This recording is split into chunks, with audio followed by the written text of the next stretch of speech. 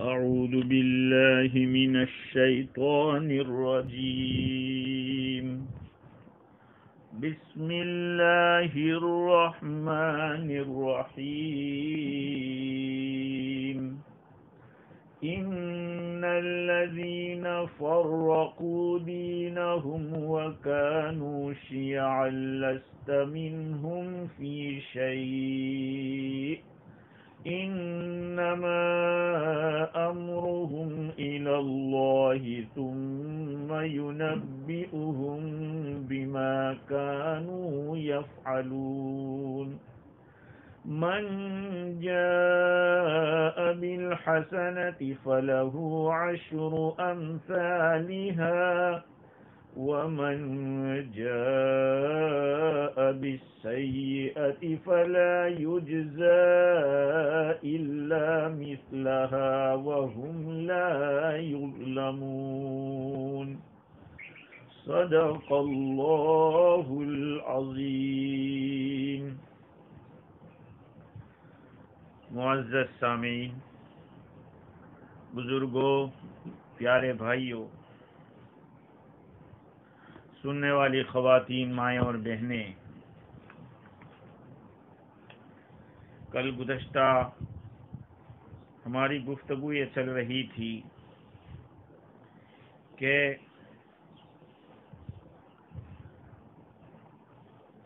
اللہ رب العزت نے مشرکین کے بارے میں یہ بتلایا کہ وہ لوگ تو ایمان نہیں لائیں گے، ان کا تو انتظار یہ ہے کہ فرشتے ان کے پاس آ جائیں، یا رب ذوالجلال ان کے پاس پہنچے، یا یہ کہ رب کی نشانیاں آ جائیں۔ پھر اللہ تعالیٰ نے ان کے بارے میں فرمایا کہ جس دن وہ نشانی آئے گی تو اس نشانی کے آنے کے بعد نہ ایمان فائدہ دے گا، جو پہلے ایمان نہیں لائے تھے، بعد میں ایمان لانے والے، وہ ایمان فائدہ نہیں دے گا، اور جو پہلے سے توبہ نہیں کی تھی اور اس نشانی کو دیکھ کر توبہ کریں گے تو توبہ بھی قبول نہیں ہوگی۔ اس کے بعد اللہ تعالیٰ نے ایک اور بات بیان کی کہ دین کے اندر تفریق ڈالنا اور جدا جدا لوگوں کو کرنا، دین کے اندر ٹکڑیاں بنا دینا، یہ ایک بہت ہی گھناؤنی حرکت ہے، کیونکہ دین تو وحدت کو چاہتا ہے۔ اس آیت کریمہ کے بارے میں امام رازی نے یہی بات بتلائی کہ اس آیت کی مراد یہ ہے کہ مسلمانوں کا کلمہ ایک ہو اور دین کے بارے میں وہ متفرق نہ ہو، دین کے اندر نئی نئی باتوں کی ایجاد نہ کرے۔ یہ آیت اسی لیے اللہ تعالیٰ نے بیان فرمائی۔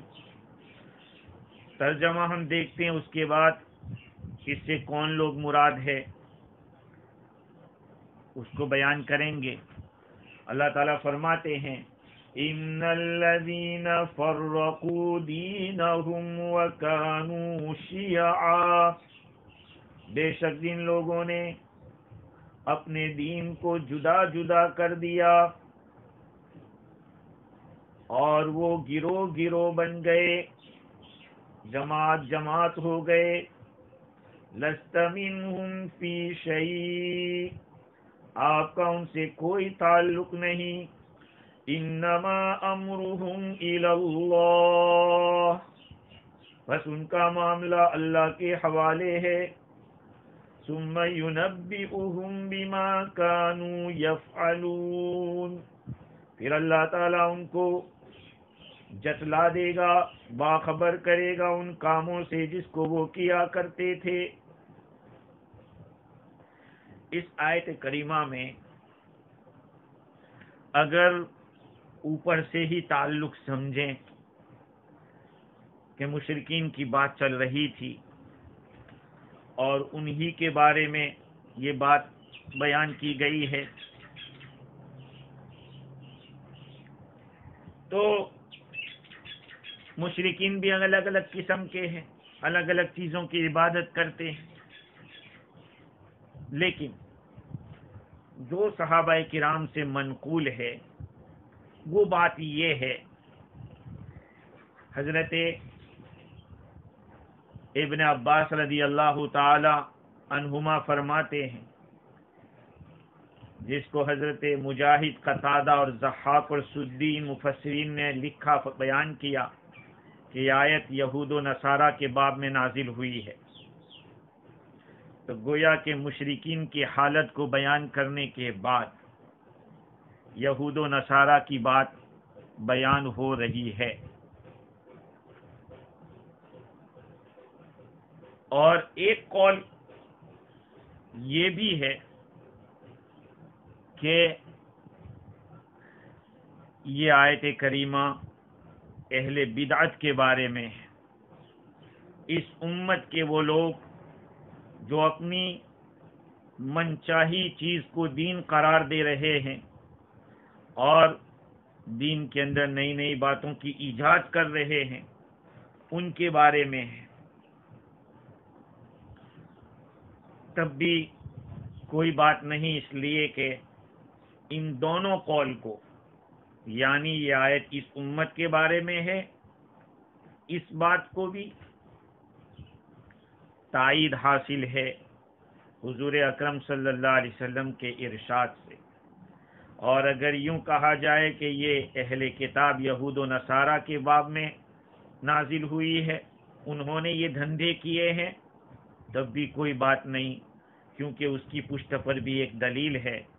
چنانچہ علامہ آلوسی بغدادی علیہ الرحمہ نے حضرت ابو ہریرہ رضی اللہ تعالیٰ عنہ کی روایت بحوالے مسند ابو داود، سنن ابو داود، سنن ترمذی اور ابن ماجہ اور ابن حبان اور مستدرک حاکم، ان ساری کتابوں کے حوالے سے روایت نقل کی.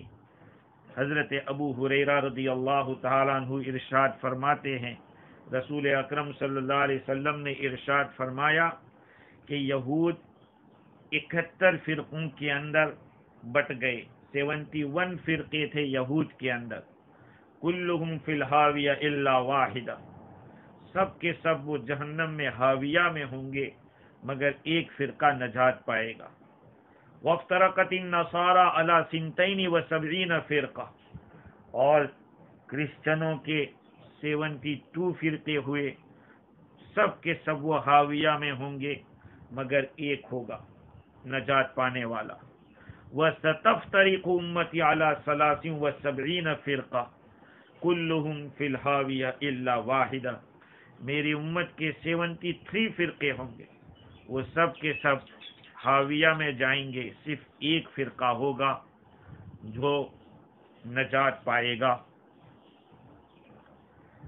یہ روایت ہے، لیکن اس روایت کو اتنا بھی سمجھ لیا جائے کہ یہود و نصارہ کے بارے میں جو ایک ایک فرقے کو نجات پانے کا تذکرہ کیا ہے، وہ جو استثناء کیا ہے وہ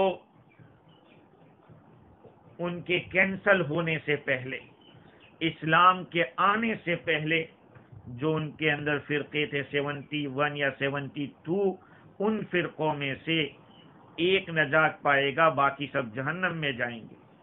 اور آقا صلی اللہ علیہ وسلم کی شریعت کے آ جانے کے بعد اور حضور اکرم صلی اللہ علیہ وسلم کے مبعوث ہو جانے کے بعد، چونکہ وہ کینسل ہو گئے ہیں، لہذا وہ جو ایک نجات پانے والا تھا وہ بھی نجات بعد میں تو نہیں پائیں گے، اس لیے کہ اب تو یہی سکہ چلے گا، رسول اکرم صلی اللہ علیہ وسلم کی شریعت ہی کا سکہ چلے گا.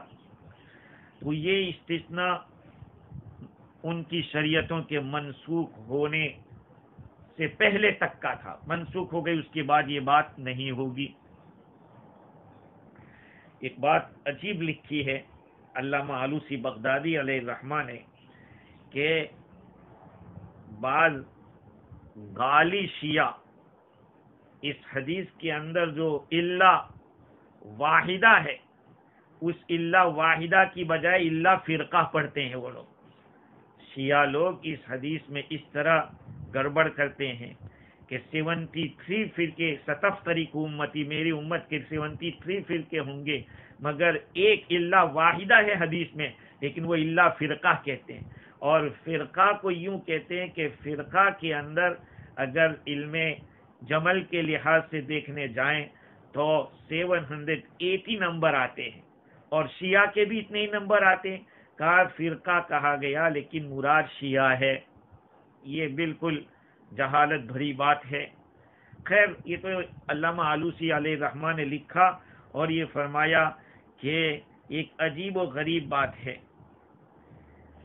جو انہوں نے بیان کی ہے متعصب شیعہ نے۔ اللہ تعالیٰ نے اس آیت کریمہ کے اندر چاہے یہود و نصارہ کی بات کی ہو، جیسے کہ میں نے ابھی ایک حدیث نقل کی، اور اس حدیث کے اندر 73 فرقے ہونے کا بیان کیا۔ بعض روایات میں یہ ہے کہ صحابہ کرام نے حضور اکرم صلی اللہ علیہ وسلم سے پوچھا تھا کہ وہ ایک فرقہ جو نجات پانے والا ہے وہ کون سا ہے؟ آپ صلی اللہ علیہ وسلم نے فرمایا کہ ما انا علیہ و اصحابی، جس کے اوپر میں اور میرے صحابہ ہے وہ، اور وہ جماعت جو میرے طریقے پر ہوگی اور میرے صحابہ کے طریقے پر چلے گی وہ نجات پا جائے گی، جس کو کہا جاتا ہے اہل سنت والجماعت۔ اہل سنت والجماعت، جماعت سے مراد جماعت صحابہ ہے۔ وجہ یہ کہ اللہ تعالیٰ نے ہمارے آقا محمد مصطفیٰ صلی اللہ علیہ وسلم کو رسول بنا کر بھیجا، اور آپ کو صلی اللہ علیہ وسلم کو قرآن عطا فرمایا، قرآن کے علاوہ دوسری وحی عطا فرمائی جس کو حدیث کہا جاتا ہے یا سنت کہا جاتا ہے۔ پھر قرآن مجید میں بہت ساری آیات مشکل یا مجمل یا مبہم ہے، یعنی جس کو سمجھنا تھوڑا مشکل پڑ رہا ہے، ان کی تفسیر آقا صلی اللہ علیہ وسلم نے اپنی زبان سے کی، اللہ نے اپنے رسول کے ذریعے بیان کروائی، جس کو قرآن نے فرمایا ثم ان علینا بیانا فاذا قرأناه فاتبع قرآنا ثم ان علینا بیانا، کہ جب ہم پڑھیں تو آپ اس کے پیچھے پیچھے اتباع کریں، ہمارے ذمے اس کو واضح کرنا ہے، اس کا بیان کرنا ہمارے ذمے ہے۔ تو آپ صلی اللہ علیہ وسلم نے قرآن مجید کی مشکلات اور مبہمات کی تفسیر کی، اور اپنی سنت کی تفصیلات صحابہ کرام کو بتائی۔ آپ کے بلا واسطہ شاگرد صحابہ کرام ہے، تو صحابہ کرام کے قول اور عمل، اس کو بھی شریعت کے اندر ایک بہت بڑا مقام دیا گیا۔ اس لیے امت کے لیے خیر اسی میں ہے کہ وہ قرآن اور حدیث ہی کو دیکھے، اور فقہاء کرام نے جو محنت کی ہے، وہ جو فقہ تدوین کیا اور امت کے سامنے پیش کیا، وہ قرآن اور حدیث ہی کو سامنے رکھ کر کیا ہے۔ بعد میں اس کے اوپر میں آتا ہوں، لیکن بات یہ ہے کہ اہل سنت والجماعت، جماعت سے مراد یہی جو صحابہ کرام کی جماعت کو مانتے ہیں اور ان کے قول و عمل کو دلیل سمجھتے ہیں، یہ ہے اہل سنت والجماعت۔ تو دوسرا قول یہ تھا کہ اس آیت کریمہ کے اندر اسی امت کے لوگوں کے لیے کہا گیا، اس امت کے اندر جو بدعت میں مبتلا ہے، خواہشات کا اتباع کرنے والے ہیں، ان لوگوں کا تذکرہ ہے۔ اس کی دلیل کیا ہے؟ تو علامہ آلوسی بغدادی علیہ الرحمہ نے ترمذی شریف، ابن ابی حاتم اور ابو شیخ اور طبرانی اور ابو نعیم فی الحلیہ اور بیہقی شعب ایمان، یہ سارے حوالوں کے ساتھ ایک روایت نقل کی ہے۔ حضرت عمر بن خطاب رضی اللہ تعالی عنہ فرماتے ہیں رسول اکرم صلی اللہ علیہ وسلم نے حضرت عائشہ رضی اللہ تعالیٰ عنہ سے فرمایا، یا عائش، اے عائشہ، ان الذین فرقوا دینہم وکانوا شیعا، جن لوگوں نے اپنے دین کو جدا جدا کر دیا اور وہ الگ الگ جماعت بن گئے، گروہ در گروہ تقسیم ہو گئے، گروہ بن گئے. وہ کون ہے؟ ہم اصحاب البدع و اصحاب الاہواء و اصحاب الضلالۃ من هذه الامہ لیس لهم توبہ. اس آیت کریمہ میں جن لوگوں کا تذکرہ ہے وہ اہل بدعت ہے، خواہش پرست لوگ ہیں، گمراہی اس امت کے گمراہ لوگ ہیں، ان کے لیے توبہ نہیں ہے. یا عائشہ ان لکل صاحب ذنب توبہ غیر اصحاب البدع و اصحاب الاہواء فانہم لیس لهم توبہ وانا منہم بری وہم منی براء. اے عائشہ، ہر گنہگار کے لیے اللہ نے توبہ رکھی ہے، لیکن جو اصحاب بدعت ہے اور اصحاب اہوا ہے، اپنی خواہش پر کا اتباع کرتے ہیں، وہ لوگ ہیں، ان کے لیے توبہ نہیں. میں ان سے بری، وہ مجھ سے بری ہے. تو ایک روایت یہ بھی ہے. اور حضرت ابو ہریرہ رضی اللہ تعالی عنہ کی ایک روایت جس کو ترمذی شریف، ابن جریر اور طبرانی، شیرازی، ابن مردوی، یہ حکیم ترمذی، امام ترمذی نہیں، حکیم ترمذی، ان لوگوں کی ایک روایت حضرت ابو ہریرہ رضی اللہ تعالیٰ عنہ کے واسطے سے نقل کی. حضور اکرم صلی اللہ علیہ وسلم نے اس آیت کریمہ کی تفسیر میں فرمایا کہ ان الذین فرقوا، جنہوں نے اپنے دین کو جدا جدا کر دیا، وہ لوگ اہل بدعت ہے، اس امت کے اہل اہوا ہے.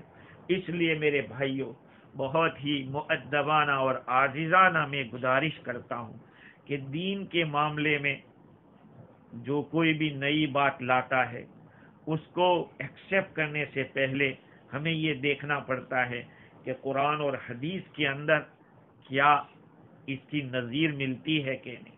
یہ دعوت و تبلیغ کے لیے بھی بات یہی ہے کہ اس زمانے کے اندر جو جماعتیں حضور اکرم صلی اللہ علیہ وسلم روانہ کرتے تھے، ان جماعتوں کے ساتھ آج کی یہ جماعتیں میچ کھا رہی ہے، اس کے ساتھ کچھ مناسبت رکھتی ہے. ہاں، اس لیے اس کو یہ نہیں کہا جائے گا کہ یہ نیا فرقہ ہے، نہیں، اسی کی ایک کڑی ہے، اس کے ساتھ یہ مشابہت رکھتی ہے. تو خواہشات اور اپنی مرضی سے چلنا یہ بہت ہی دین کے اندر گناؤنی حرکت سمجھی گئی. اور مفسر قرطبی نے اس سے پہلے آیتوں کے اندر یہ بات بتلائی.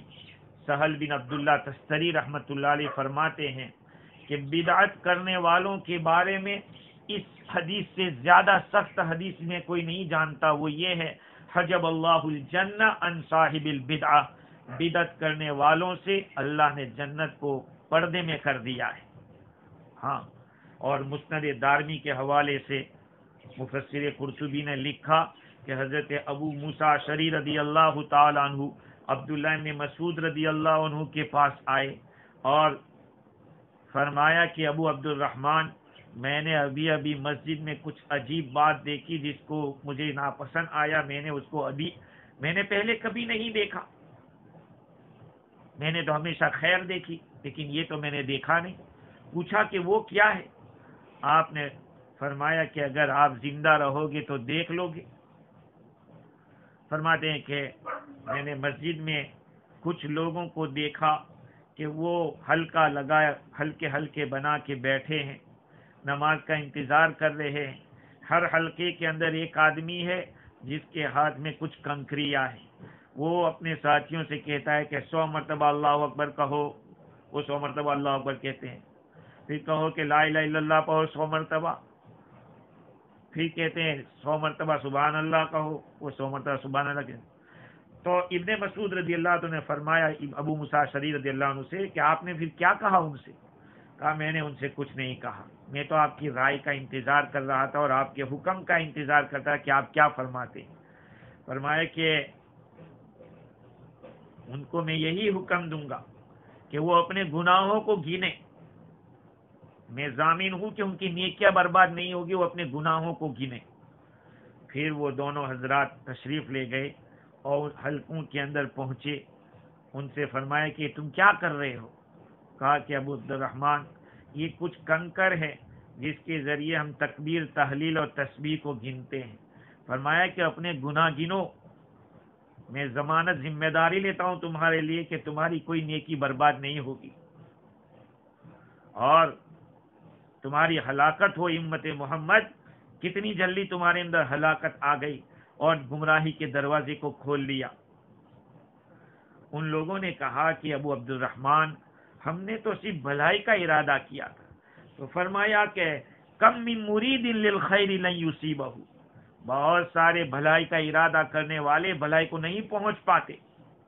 یہ ہے بہت سارے کام شروع تو کر دیے جاتے ہیں یہ سوچ کر کہ اس میں فائدہ ہے، اس بہانے سے لوگ جمع ہوں گے، کچھ کھانا ہو جائے گا، یہ ہو جائے گا۔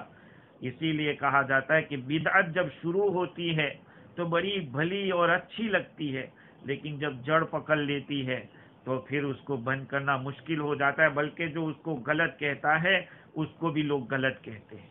اگر شریعت کے خلاف کوئی بات چل رہی ہو اور کسی مستحب کو لوگ واجب سمجھ رہے ہو تو پھر کیا ہوگا؟ یہی ہوگا، جو کہے گا کہ بھئی یہ واجب نہیں ہے، فرض نہیں ہے، یہ تو مستحب ہے، تو کہا تم غلط ہو۔ دین کا معاملہ بڑا نازک ہے، یاد رکھو۔ قرآن کہتا ہے ان الذین فرقوا دینہم وکانوا شیعا، یقیناً وہ لوگ جنہوں نے اپنے دین کو جدا جدا کر دیا اور وہ گروہ در گروہ ہو گئے، لست منہم فی شیء، آپ کا ان سے کوئی تعلق نہیں۔ مطلب یہ ہے کہ آپ سے ان کے بارے میں کوئی سوال نہیں ہوگا، ان کی جدائی کے بارے میں آپ سے کوئی بحث نہیں ہوگی، ان کی سزا کے بارے میں آپ سے کوئی مطالبہ نہیں ہوگا، آپ ان سے بری ہے۔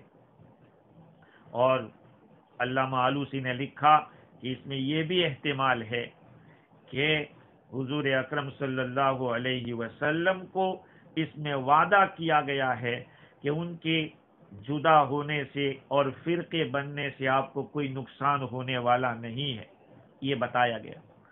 انما امرهم الی اللہ، ان کا معاملہ اللہ تعالی کے حوالے ہے، ان کا معاملہ اللہ کے حوالے، یعنی لست منہم فی شیء، آپ کا ان سے کوئی تعلق نہیں ہے۔ کیوں؟ کہا کہ ان کا معاملہ اللہ کے حوالے کر دیا گیا، اللہ تعالیٰ ہی ان کے معاملے کے ذمہ دار، اللہ تعالیٰ ان سے باز پرس کرے گا، دنیا کی معاملہ بھی اور آخرت کا معاملہ بھی۔ اللہ تعالیٰ کی حکمت جو تقاضا کرے گی اللہ اس کے مطابق تدبیر کرے گا، اللہ تعالیٰ تدبیر کرے گا ان کے بارے میں۔ امام راضی نے لکھا ہے کہ انما امرهم الی اللہ کا مطلب یہ ہے کہ اللہ تعالیٰ ڈھیل دینا چاہے تو ڈھیل دے، اللہ تعالیٰ ان کو پکڑنا چاہے تو پکڑ لے، اور اللہ تعالیٰ ان کی جڑ کو اکھاڑ کر پھینکنا چاہے تو وہ بھی اللہ کر سکتا ہے، یا اللہ تعالیٰ ان کو ہلاک کرنا چاہے، سب اللہ تعالیٰ کے اوپر ہے۔ انما امرهم الی اللہ ثم ينبئهم بما كانوا يفعلون۔ ہاں ایک بات اور رہ جاتی ہے، وہ یہ ہے کہ یہ جو فرقے اور جو جماعتیں ہیں، یہ جماعتیں جو بنی دنیا کے اندر جس کو گمراہی کا کہا گیا، اس کے بارے میں یہ جاننا ضروری ہے کہ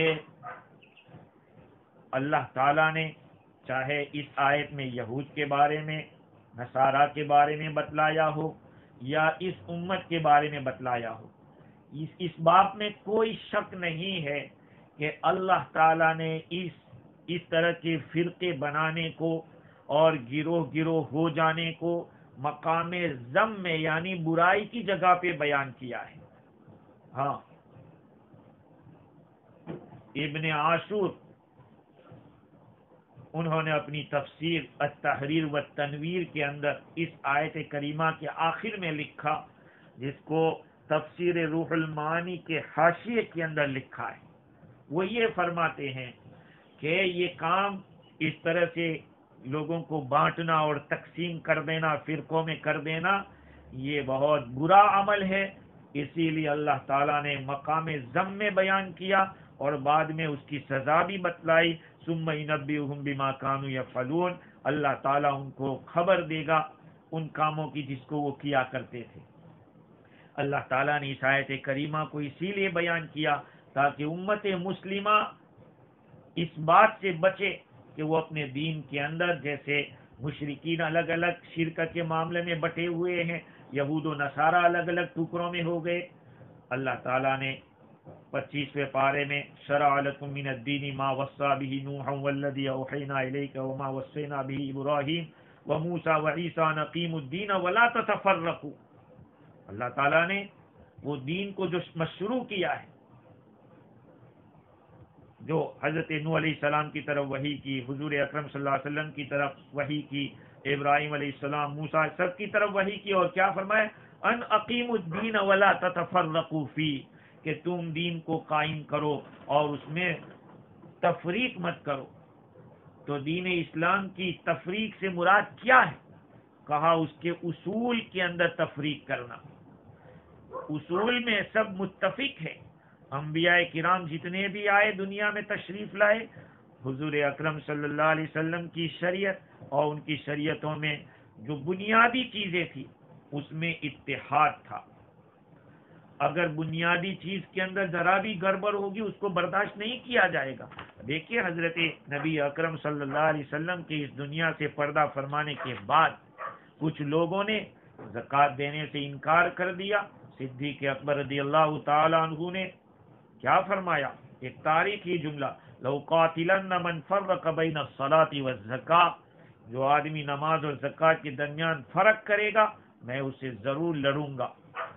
تو یہ جو باتیں ہیں وہ بنیادی اصولی چیزوں کے اندر جدائی کر کے الگ الگ فرقے بانٹنا یہ ہے. البتہ رائے کا جو اختلاف ہوتا ہے کسی چیز کا ریزن بتلانے میں، بھئی مثال کے طور پر فجر کی نماز فرض ہوئی، ظہر کی فرض، 5 نمازیں فرض ہے، یہ تو بنیادی ہے. تو اب یہ 5 نمازوں کے فرض ہونے کی وجہ کیا ہے؟ ایک تو ہے کہ اللہ نے حکم دیا ہے، بات خلاص ہو گئی. لیکن کوئی یوں کہے کہ فلاں نبی نے فجر پڑھی، فلاں نبی نے ظہر پڑھی، فلاں نبی نے عصر پڑھی، فلاں نبی نے مغرب پڑھی، فلاں نبی نے عشاء پڑھی، اب یہ ساری اس امت کو دی گئی. کوئی یہ بھی کہہ سکتا ہے. تو بھائی وہ 5 نماز تو وہ بھی کہہ رہا ہے، یہ بھی کہہ رہا ہے. تو علت بیان کرنے میں یا ریزن بتلانے میں تو کچھ رائے کا اختلاف ہو سکتا ہے. یہ تو دین میں جتنی گہرائی ہوگی اس لحاظ سے آدمی بات کرے گا. بھائی صفات ہے اللہ تعالیٰ کی اور اللہ تعالیٰ کی صفات کے معانی ہے، تو صفات کو تو مانتے ہیں، اللہ کے علم کو بھی مانتے ہیں، اللہ کی قدرت کو بھی مانتے ہیں. لیکن اس قدرت کو بیان کرنے کے لیے کوئی دوسری دلیل لاتا ہے، کوئی دوسری دلیل لاتا ہے. تو دلائل تو مختلف ہو سکتی ہے لیکن بات تو وہی ہے کہ وہ بھی اللہ کی قدرت کو مانتا ہے، وہ بھی اللہ کے علم کو مانتا ہے. تو اس طرح کا اختلاف تو ہو سکتا ہے. فروعات میں اختلاف ہو سکتا ہے. اگلی شریعتوں میں حکم کچھ تھا، اس شریعت میں کچھ حکم تھا. اگلی شریعتوں کے اندر سجدہ تعظیمی جائز تھا. حضرت یوسف علیہ السلام کے سامنے ان کے بھائیوں نے، ماں باپ نے، ان لوگوں نے سجدہ کیا، وہ سجدہ تعظیمی تھا. اس امت میں سجدہ تعظیمی حرام ہے. تو تفریق فروعات میں تو اختلاف ہوگا. اسی طرح سے یہ فقہ کے اندر جو اختلاف ہے، حنفی، شافعی، مالکی، حنبلی، یہ جو 4 فقہ کے اسکول ہیں، تو یہ عمل کے بارے میں تو سبھی کہہ رہے ہیں بھائی وتر واجب ہے. وطر کو واجب کہتے ہیں. عید کی نماز حنفیہ واجب کہتے ہیں، بعض علماء سنت کہتے ہیں. وہ سنت کہنے والے بھی چھوڑ تھوڑی دیتے ہیں، وہ بھی تو کرتے ہیں عمل. اور یہ واجب کرنے والا وہ بھی عمل کر رہا ہے. حکم میں تھوڑا فرق ہے. قربانی کو واجب کہا، کسی نے سنت کہا، لیکن سنت کرنے والا بھی تو اس کو کرتا ہے. تو نفس عمل کے اندر تو اتفاق ہے. یاد رکھیے بہت بنیادی بات بتائی ہے جس کو سمجھنا بہت ضروری ہے. وہ یہ ہے کہ ہر وہ تفریق، ہر وہ جدائی جس میں ایک جماعت دوسری جماعت کو کافر کہتی ہو، یا یہ کہ ایک دوسرے کے اوپر لڑنے کے لیے تیار ہو اور قتل کرنے کو صحیح سمجھتی ہو، یہ وہ چیز ہے جس سے شریعت نے منع کیا ہے. یہ تفریق منع ہے. ہاں ایسی تفریق جس میں کوئی ایک دوسرے کو کافر نہ کہتا ہو، ایک دوسرے کو لڑائی کو اور فتنے کی طرف نہ پہنچاتا ہو، تو اس میں کوئی حرج نہیں ہے، جیسے کہ دلیل کا اختلاف ہو جاوے۔ مقصد تو یہی ہے کہ ہر ایک حق کو طلب کر رہا ہے، اپنی طاقت کے مطابق حق طلب کر رہے۔ حنفی شافی کو کافر نہیں کہتا ہے، شافی حنفی کو کافر نہیں کہتا، حنبلی کافر نہیں کہتا کسی کو۔ یہ چار امام کے جو ماننے والے ہیں وہ کسی کو دعوت بھی نہیں دیتے کہ حنفی ہو جاؤ، شافی ہو جاؤ، مالکی ہو جاؤ، ایسا کوئی نہیں کرے۔ بہت آج کے فرقے بہت سارے ایسے ہیں جو دعوت دیتے ہیں کہ بھئی تم ہماری طرح ہو جاؤ، فلانے فرقے میں آ جاؤ۔ تو وہ فرقہ جو کسی کو کافر کہتا ہو دوسرے فرقے کو، اور قتل و قتال کو کہتا ہو، یہ برا ہے، ورنہ رائے کا اختلاف ہو سکتا ہے۔ اسی طرح سے اس کی علامہ آلوسی کی کتاب تفسیر روح المعانی کے حاشیے میں یہ بات بھی لکھی ہے کہ مسلمانوں کے اندر جو سلطنت کی بادشاہت کی وجہ سے اختلاف ہوتا ہے یا دنیا کی وجہ سے کچھ اختلاف ہوتا ہے، اس کو بھی تفریق فی الدین نہیں کہیں گے۔ ہاں، یہ تو بہت ساری کوئی جماعت اس سے صحیح محفوظ نہیں رہ سکتی۔ اپنی خواہشات کو یا اپنے مقاصد کو پورا کرنے کے لیے لڑنے کے لیے کھڑے ہو جاتے ہیں، لیکن اس کو تفریق فی الدین نہیں کہیں گے۔ ہاں، جو فرقہ یا جو جماعت دوسرے کو کافر تو نہیں کہتی لیکن برسر پیکار رہتی ہے لڑنے کے لیے، یہ اچھی عادت نہیں ہے۔ آج اللہ معاف کرے، اپنے آپ کو صحیح کہتے ہوئے بھی قتل مارنے کے لیے کھڑے ہو جاتے ہیں، لڑائی کرتے ہیں، کچھ تو خون کر جاتے ہیں۔ یہ چیز اچھی نہیں ہے۔ پھر اللہ تعالیٰ نے اس آیت کریمہ کے اندر اس بات کو واضح طور پر بتلا دیا کہ نبی جی آپ کا ان سے کوئی تعلق نہیں ہے۔ ثم ينبئهم بما كانوا يفعلون، اللہ تعالیٰ ان کو باخبر کرے گا قیامت کے دن ان کاموں سے جس کو وہ کیا کرتے تھے۔ علامہ تفسیر روح البیان میں یہ بات لکھی ہے کہ اللہ تعالیٰ نے یخبرہم نہیں بتایا، ثم ينبئهم تنبیہ کا لفظ استعمال کیا، اس لیے کہ جو سزا ہوگی اس کے اندر اور جو عمل ہوگا ان دونوں میں مناسبت ہوگی، اور وہ بھی قیامت کے دن انہوں نے جو کام کیا تھا اس سے اللہ تعالیٰ اس کی سزا دیں گے، اور علی رؤوس الاشہاد دیں گے، سب پبلک کے سامنے، اولین و آخرین کے سامنے، اور ان کو بتائیں گے وہ جو برا کام انہوں نے کیا تھا دنیا کے اندر وہ کرتے رہتے تھے، آج اس کی سزا تم کو یہاں پر دی جا رہی ہے۔ اور علامہ آلوسی روح البیان، صاحب روح البیان نے یہ بھی لکھا کہ جو کوئی بھی برا عمل دنیا کے اندر ہوتا ہے، فعل شنی یا عمل قبیح دنیا میں ہوتا ہے، اس کو آخرت کے اندر ایک بد شکل اس کو پیش کیا جائے گا۔ اس عمل کو دنیا کے اندر جو عمل کیا تھا اس عمل کی ایک شکل دی جائے گی۔ دنیا کے اندر جو کر رہا تھا اس کو اچھا سمجھ کر رہا تھا، وہ اس کے لیے امتحان اور ابتلا تھا۔ جیسے کہ شہد ہوتا ہے، اس شہد کے اندر کچھ زہر ملا ہوا ہے، بس اسی طرح سے ان لوگوں کے لیے بھی، جیسے کہ علامہ صاحب روح البیان لکھتے ہیں کہ اللہ تعالی ہم سب کی حفاظت فرمائے برے اعمال سے، اس لیے کہ جنت کو اللہ تعالیٰ نے مکروہات سے گھیر کے رکھا ہے اور جہنم کو شہوات سے گھیر کے رکھا ہے۔ جنت کو اللہ تعالیٰ نے چاروں طرف سے ایسا لپیٹ کے رکھا ہے کہ جو چیز ہمیں ناپسند ہے اس سے جنت حاصل ہوگی، اور جہنم کو گھیرا ہے خواہشات سے، اپنی چاہتوں سے، اپنی محبوب چیزوں سے۔ جب نفس اس کی طرف مائل ہوں گے اور اس کو کرنا چاہیں گے، اپنی خواہش کے مطابق کریں گے، تو پھر اسی کے ارتکاب کی وجہ سے جہنم میں پہنچیں گے۔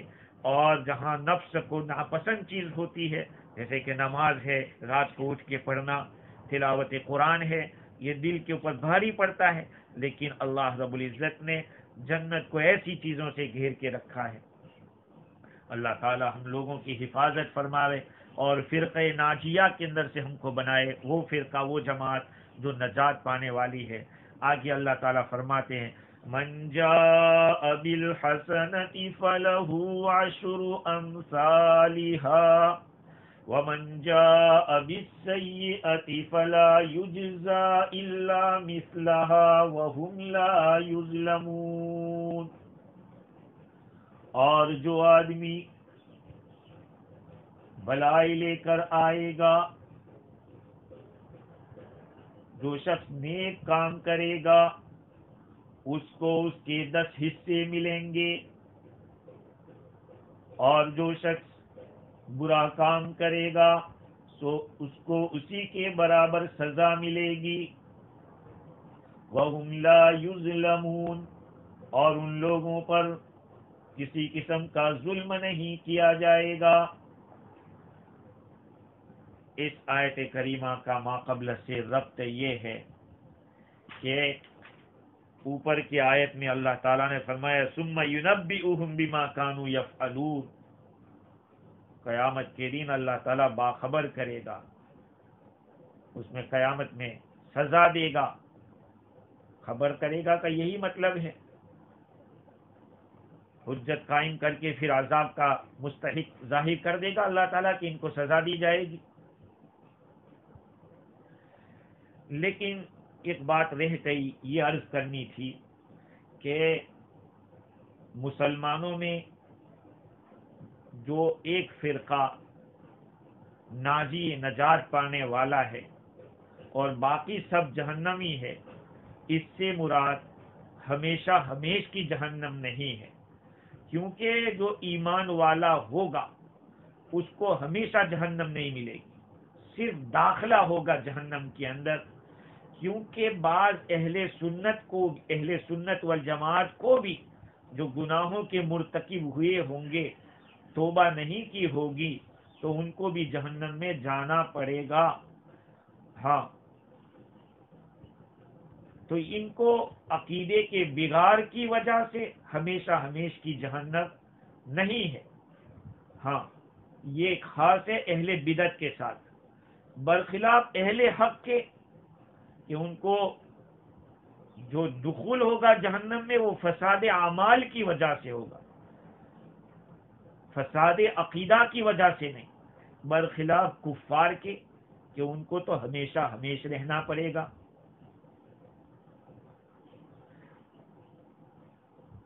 ہاں، اگر کوئی ظاہر میں تو مومن ہو لیکن اس کے عقائد کفر تک پہنچے ہوئے ہو تو پھر ظاہری بات ہے کہ اس کا سزا وہ ہوگی۔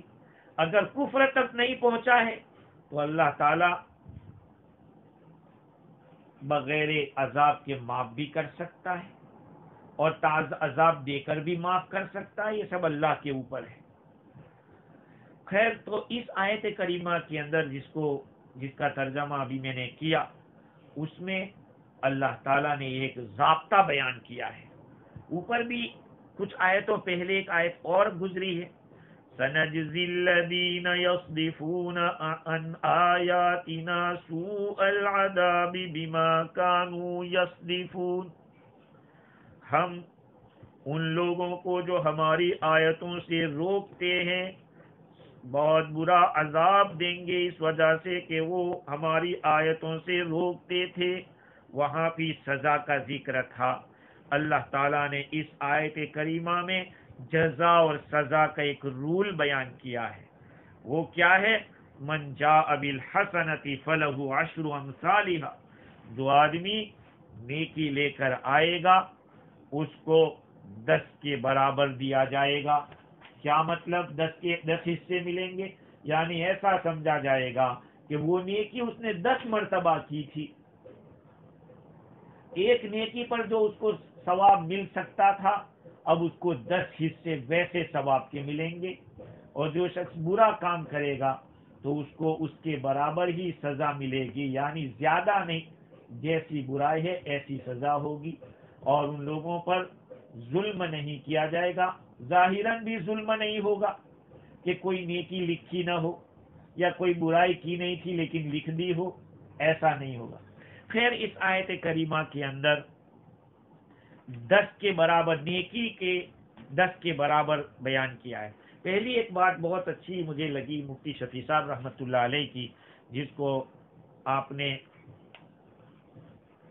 لکھا ہے ایک تفسیر کے حوالے سے، بحر محیط کے حوالے سے، کہ اللہ تعالی ایک نیکی لے جانے پر 10 نیکیوں کا ثواب دے گا. لے جانا ہے، نیکی کرنے کو یہاں بیان نہیں کیا کہ جو نیکی کرے گا اس کو 10 کے برابر ثواب ملے گا، بلکہ جو لائے گا. من جاء بالحسنہ، جو نیکی لائے گا اس کو. ومن جاء بالسیئہ، اور جو برائی لائے گا اس کو اتنی ہی سزا. تو نیکی کر لینے پر وعدہ نہیں کیا 10 کا، نیکی لے جانے پر وعدہ کیا ہے. اگر نیکی کر لینا کافی ہوتا تو من عمل بالحسنہ، جو آدمی بھلائی کرے گا اور جو برائی کرے گا، لیکن اللہ تعالیٰ نے بھلائی لانے اور برائی لانے پر یہ ضابطہ بیان کیا ہے. تو اس میں اشارہ اس بات کی طرف ہے کہ نیکی لاؤ یا برائی لاؤ، لانے پر یہ بات ہوگی. نتیجہ کیا نکلے گا؟ ایک آدمی نے نیکی تو کی ہے لیکن وہ نیکی بچا نہیں سکا، تو پھر نیکی کا 10 گنا نہیں ملے گا. مثال کے طور پر آپ نے کسی کو صدقہ دیا $10، اور یہ $10 صدقہ دے کر لوگوں کو کہہ رہے کہ وہ تو صدقہ کھاتا ہے، میں نے اس کو $10 دیے تھے. ظاہری بات ہے، لا تبطلوا صدقاتکم بالمن والاذى، تم اپنے صدقات کو بیکار مت کرو احسان جتلا کر اور تکلیف پہنچا کر. تو آپ نے نیکی تو کی تھی لیکن وہ نیکی باقی نہیں رہی، وہ بیکار ہو گئی. اسی طرح سے مفتی شفیع صاحب رحمۃ اللہ علیہ نے ایک روایت یہ بھی لکھی ہے حدیث شریف میں کہ مسجد میں بیٹھ کر دنیا کی باتیں کرنا نیکیوں کو اس طرح کھا جاتا ہے جیسے آگ لکڑی کو کھا جاتی ہے. ظاہری بات ہے، آدمی نفلیں پڑھتا ہے، کتنی نیکیاں کرتا ہے، اور بہت ساری نیکیاں اس طرح دنیاوی باتیں مسجد میں کرنے سے تباہ ہو جاتی ہے. تو آدمی نیکی کر کے یہ کام کرے گا تو نیکی کہاں لے جائے گا؟ نیکی پہنچے گی نہیں وہاں پر.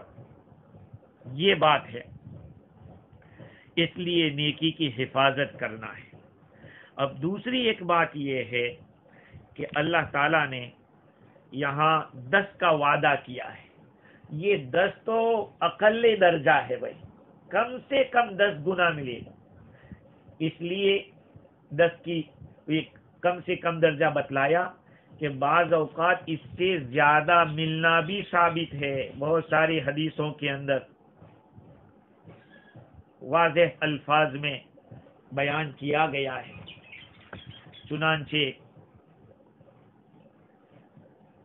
تفسیر ابن کثیر کے اندر ابن عباس رضی اللہ تعالی عنہما کی روایت ہے کہ ابن عباس رضی اللہ تعالی عنہ حدیث قدسی نقل کرتے ہیں. حضور اکرم صلی اللہ علیہ وسلم نے حق سبحانہ و تعالی کے حوالے سے بیان کیا کہ تمہارا رب بہت ہی رحم والا ہے.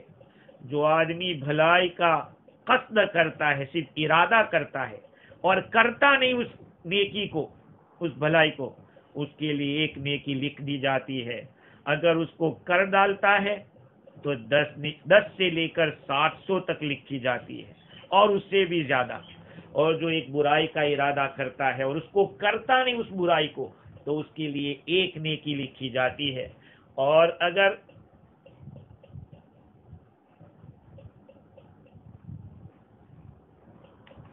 کرتا نہیں تو ایک نیکی، برائی کا ارادہ کیا اور کیا نہیں برائی کو تو ایک نیکی لکھی جائے گی. اور اگر کیا اس نے تو پھر ایک برائی لکھی جائے گی، یا یہ کہ اللہ سبحانہ و تعالی خود اس کو معاف کر دے اور مٹا دے. اور ہلاک ہونے والا خود ہی ہلاک ہوتا ہے. یہ بخاری شریف کی اور مسلم شریف نسائی شریف کی روایت ہے. ایک اور روایت ہے ابو ذر غفاری رضی اللہ عنہ کے حوالے سے مسند احمد میں ہے. حضور اکرم صلی اللہ علیہ وسلم نے ارشاد فرمایا کہ اللہ تعالیٰ فرماتے ہیں کہ جو آدمی ایک بھلائی کرے گا اس کو 10 گنا، 10 یا اس سے زیادہ. جو ایک برائی کرے گا تو اس کا بدلہ اتنا ہی ہوگا، یا یہ کہ میں معاف کر دوں گا. اور جو بندہ زمین بھر کر برائیاں لے کر آئے گا اور پھر مجھ سے ملے گا اس حال میں کہ اس نے کوئی شرک نہیں کیا ہے، تو میں اس کو اتنی مغفرت کر دوں گا۔ اور جو بندہ ایک بالش مجھ سے قریب ہوگا تو میں اس سے ایک زرا قریب ہوں گا، جو ایک زرا قریب ہوگا تو میں اس سے ایک با یعنی 2 ہاتھ کے برابر، جو 1 ہاتھ قریب ہوگا 2 ہاتھ میں قریب ہوں گا، جو میرے پاس چل کے آئے گا تو میں اس کی طرف جلدی دوڑ کے جاؤں گا۔ یہ بھی روایت ہے۔ اسی کئی روایتیں تفسیر ابن کثیر کے اندر نقل کی ہے، اور یہ بھی لکھا کہ جو برائی کو چھوڑنے پر نیکی لکھی جاتی ہے، تو اس کی تشریح کرتے ہوئے ابن کثیر رحمۃ اللہ علیہ فرماتے ہیں کہ جس برائی کو بندہ چھوڑتا ہے، برائی کا ارادہ کیا اور اس نے کیا نہیں، چھوڑ دیا ایسے ہی، وہ 3 وجہ سے ہوتا ہے۔ بندہ برائی کو جو چھوڑ دیتا ہے یا برائی اس سے وجود میں نہیں آتی، اس کے 3 ریزن ہے۔ ایک ریزن تو یہ کہ اللہ کے خاطر چھوڑ دیتا ہے، اس کے دماغ میں تو آیا تھا کہ برائی کر لے، لیکن اس کو یاد آ گیا کہ اللہ ناراض ہوگا، تو اللہ تعالیٰ اس برائی سے رکنے کی وجہ سے، اللہ کے خاطر رکنے کی وجہ سے ایک نیکی لکھ دے گا، کیونکہ یہاں پہ عمل اور نیت، بندے کی نیت۔ اسی طرح سے بندہ کبھی برائی کو چھوڑتا ہے بھول سے، یا اس کے دماغ میں وہ بات آئی ہی نہیں، وہ آئی تھی اور پھر اس نے وہ بھول گیا، نکل گیا دماغ سے، تو نہ اس کو کوئی نفع ہوگا نہ اس کا کوئی نقصان ہوگا، اس لیے کہ نہ اس نے کوئی بھلائی کی نیت کی ہے نہ کوئی برائی کا ارادہ کیا۔ پہلی صورت میں تو ایک نیکی اس لیے لکھی گئی تھی کہ اس نے اللہ کے خاطر چھوڑا تھا،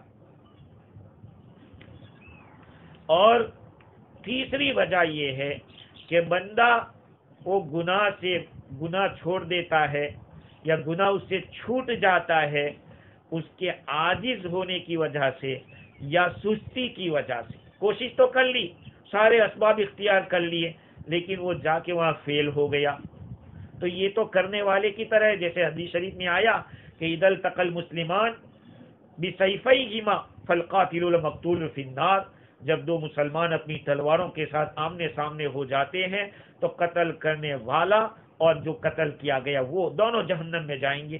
صحابہ کرام نے عرض کیا یا رسول اللہ ھذا القاتل فما بال المقتول، ارے قتل کرنے والا تو جاوے، تو سب تو سمجھ میں آیا، لیکن جو قتل کیا گیا وہ کیوں جہنم میں جائے گا؟ آپ نے فرمایا انہ کان حریصا علی قتل صاحبہ، کہ یہ تو لالچ رکھتا تھا، یہ توقع رکھتا تھا کہ مجھے موقع مل جاوے تو میں بھی اڑا دوں اس کو، لیکن اس کو چانس اس نے دیا نہیں، موقع لگا نہیں، باقی یہ بھی ارادہ پکا کر کے بیٹھا تھا، اس لیے وہ بھی جہنم میں جائے گا۔ خیر، تو یہ روایات ہے جس کے اندر زیادہ 10 سے بھی زیادہ کا وعدہ مل رہا ہے۔ حدیثوں میں مصرح ہے کہ لا الہ الا اللہ بھی حسنہ ہے، مطلب یہ کہ اس کا اقرار کرنا، تصدیق کرنا دونوں حسنہ ہے، بس ایمان بھی حسنہ، اس کے 10 حصے، اور اب اس کے 10 حصے ہونے کا مطلب کیا ہے کہ ایمان لانے پر جو فضل و کرم اللہ تعالیٰ کی طرف سے موعود ہے، ایسا فضل کرم، اللہ تعالیٰ کا فضل و کرم 10 دفعہ ہو جائے گا۔ اب سوال ہوتا ہے کہ جب ایمان لا الہ الا اللہ کے ذریعے ایمان قبول کرنا یا ایمان پڑھنا، یہ کلمہ پڑھنا ایک نیکی ہے جس سے ایمان ظاہر ہو رہا ہے، تو جو کفر کر رہا ہے، شرک کر رہا ہے، وہ ایک گناہ ہے، تو پھر اس کو سزا اتنی لمبی کیوں دی جاتی ہے؟ کافر کو ہمیشہ ہمیش کی جہنم دی جائے گی۔ اللہ تعالیٰ کا تو یہ قانون ہے کہ من جاء بالسیئۃ فلا یجزی الا مثلھا، جو برائی لے کر آئے گا اس کو اتنی ہی سزا ہوگی جتنی اس نے کی ہے۔ تفسیر روح البیان میں، اسی طرح سے تفسیر بیان القرآن میں، روح المعانی میں یہ سوال اٹھایا ہے۔ اس کا جواب یہ ہے کہ سوال تو شاید سمجھ گئے ہوں گے کہ کافر کا کفر کچھ دیر کے لیے ہوا، لیکن اس کو سزا تو ہمیشہ ہمیش کی جہنم کی مل رہی ہے، تو دونوں میں عمل اور سزا میں مماثلت کیسے ہوئی؟ اس کا جواب یہ کہ کافر کا ارادہ یہ ہوتا ہے کہ اگر وہ 1000 سال بھی زندہ رہے گا تو وہ اسی عمل کے اوپر رہے گا، اسی عقیدے کے اوپر رہے گا۔ جب اس کا ارادہ ہمیشہ ہمیش کا ہے تو سزا بھی ہمیشہ ہمیش کی ہوگی۔ اس کے مقابلے میں جو ایمان والا ہے لیکن گناہوں کا ارتکاب کرتا ہے، مسلم مذنب جس کو کہتے ہیں، مسلمان ہے لیکن گنہگار ہے، تو اس کا تو ارادہ ہوتا ہے کہ کبھی گناہ کو چھوڑ دے گا۔ آپ نے دیکھا ہوگا شرابی بھی، شراب پینے والا اس کو سمجھاؤ کہتا ہے میں بعد میں چھوڑ دوں گا، جوا کھیلنے والا بھی یہ کہتا ہے کہ میں چھوڑ دوں گا، زنا کرنے والا بھی جب وہ کرتا ہے تو اس کو سمجھایا جاتا ہے تو اس کو وہ بھی یہ ارادہ رکھتا ہے کہ میں چھوڑ دوں گا، تو اس کا گناہ کا ارادہ دائمی نہیں ہوتا، وہ منقطع ہونے والا ہوتا ہے، لہذا اس کی جو عقوبت ہوگی وہ بھی منقطع ہوگی، اس کی سزا بھی ایسی ہوگی۔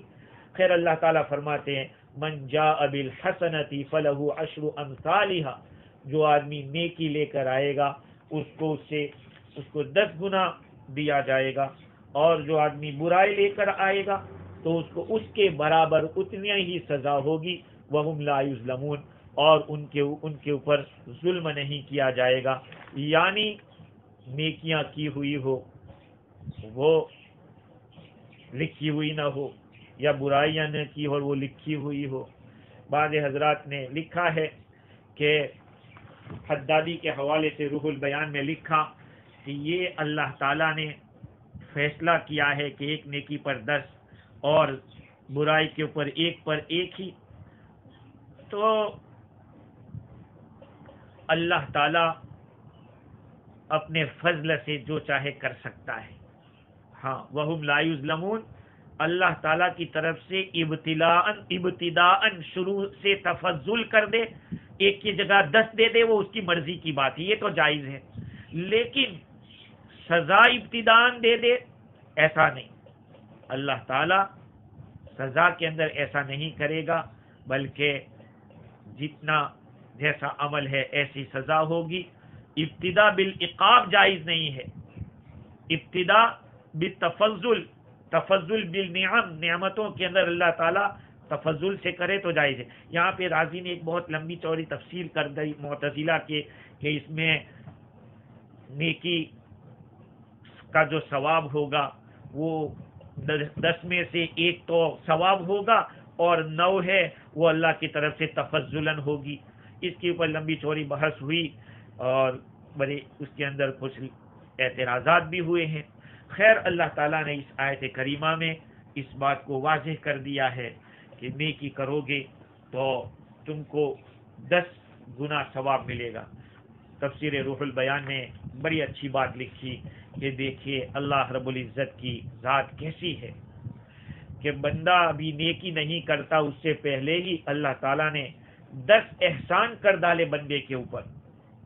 بندہ نیکی کرے اس سے پہلے اللہ تعالیٰ نے 10 احسان کر ڈالے۔ نمبر 1، بندے کو وجود میں لایا اللہ تعالیٰ، بندے نے مانگا نہیں تھا کہ مجھے وجود دے، اللہ تعالیٰ نے اپنے فضل سے معدوم سے موجود کر دیا۔ نمبر 2، اللہ تعالیٰ نے بندے کے اندر اچھی استعداد پیدا کی، ہاں بندے کو نیکی کرنے کے لائق بنایا۔ نمبر 3، بندے کی تربیت کی، نقصان دینے والی چیزوں سے بچا کے رکھا، نفع دینے والی چیزیں اللہ پہنچاتا رہا۔ نمبر 4، رزق اللہ تعالیٰ نے اپنے ذمے رکھا، ہر ایک کا رزق اس نے اپنے ہاتھ میں رکھا۔ اگر خدا کے ہاتھ میں رزق نہ ہوتا تو یہ مالدار کسی غریب کو پانی بھی نہیں پینے دیتے، ہاں سبھی لے لیتے وہ۔ نمبر 5، رسولوں کو بھیجا۔ نمبر 6، کتابوں کو نازل فرمایا۔ نمبر 7، اللہ تعالیٰ نے اچھائی کیا ہے برائی کیا ہے اس کو واضح کر دیا۔ نمبر 8، اللہ تعالیٰ نے توفیق عطا فرمائی۔ نمبر 9، اللہ تعالیٰ نے اخلاص کی دولت رکھی، بندے کو اخلاص سے نوازا۔ نمبر 10، نیکیوں کو قبول کرنا بھی اللہ نے اپنے ہاتھ میں رکھا کہ نیکی کو وہی قبول کرتا ہے، یہ ہے۔ اور ومن جاء بالسیئۃ فلا یجزی الا مثلھا کے تحت تفسیر روح البیان میں لکھا کہ اس میں راز یہ ہے کہ برائی ایک قسم کا بیج ہوتا ہے جو نفس کی زمین میں بویا جاتا ہے، اور نفس کیا ہے؟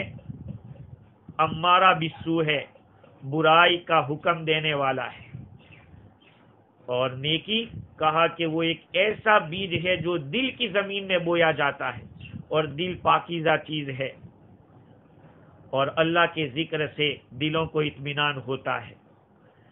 یہ بات تفسیر روح البیان کے اندر لکھی ہے۔ وَهُمْ لَا يُظْلَمُونَ، بندوں کے اوپر ظلم نہیں کیا جائے گا۔ قرآن مجید میں ان اللہ لا یظلم مثقال ذرہ، اللہ تعالی ذرہ برابر بھی ظلم نہیں کرتا۔